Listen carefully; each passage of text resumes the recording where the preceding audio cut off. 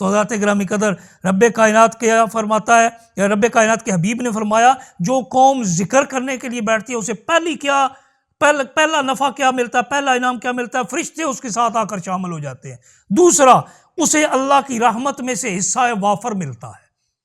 بندے مانگتے رہتے ہیں رب اپنی رحمت فرما، تو ذکر کرو، رب کی رحمت خود تمہارے پاس آ جائے گی۔ تیسرا کیا انعام ملتا ہے؟ دل کا سکون ملتا ہے۔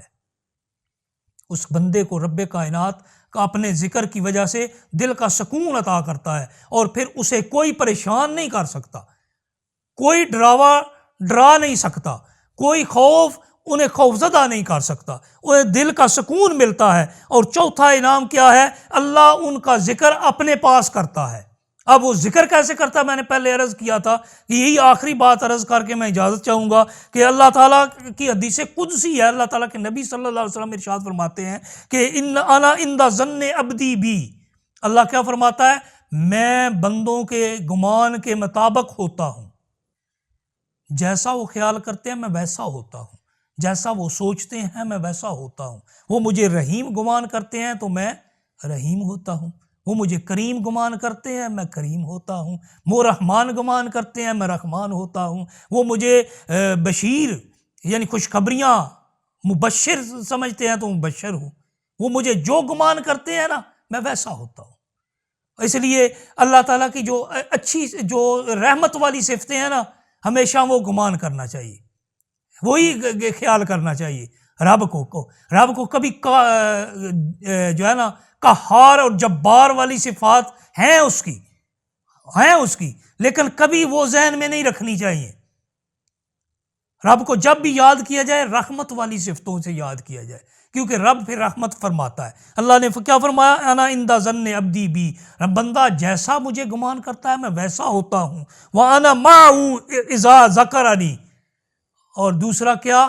جب میرا ذکر کرتا ہے نا تو میں اس کے ساتھ ہوتا ہوں، میں اس کے پاس ہوتا ہوں، میرا نام لیتا ہے میں اس کے ساتھ ہوتا ہوں۔ فَإِن ذَكَرَنِي فِي نَفْسِهِ، اگر وہ اکیلے ذکر کرے، اپنے دل میں مجھے یاد کرے، اگر وہ اپنے دل میں میرے ذکر کرے، اپنے اندر یاد کرے، ظاہر نہ کرے، وہ اکیلا، اسے پتا ہو یا مجھے پتا ہو، یہی ہوتا ہے نا، رازداری سے یاد کرے۔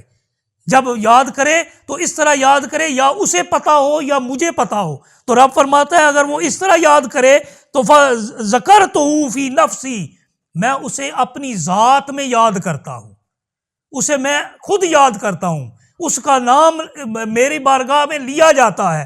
وَإِن ذَكَرَنِي فِي مَلَئٍ ذَكَرْتُهُ فِي مَلَئٍ خَيْرٍ مِّنْهُمْ، اور اگر وہ کسی گروہ میں بیٹھ کر یاد کرتا ہے نا، ساتھیوں میں بیٹھ کر رب کا تذکرہ کرتا ہے، چند دوستوں کے ساتھ بیٹھ کر تذکرہ کرتا ہے، ایک گروہ میں بیٹھ کر تذکرہ کرتا ہے، تو میں اس سے بہتر گروہ کے سامنے اس کا تذکرہ کرتا ہوں۔ مطلب کہاں ذکر کرتا ہوں؟ فرشتوں کی محفل سجا کر، فرشتوں کے سامنے اس کا ذکر کرتا ہوں۔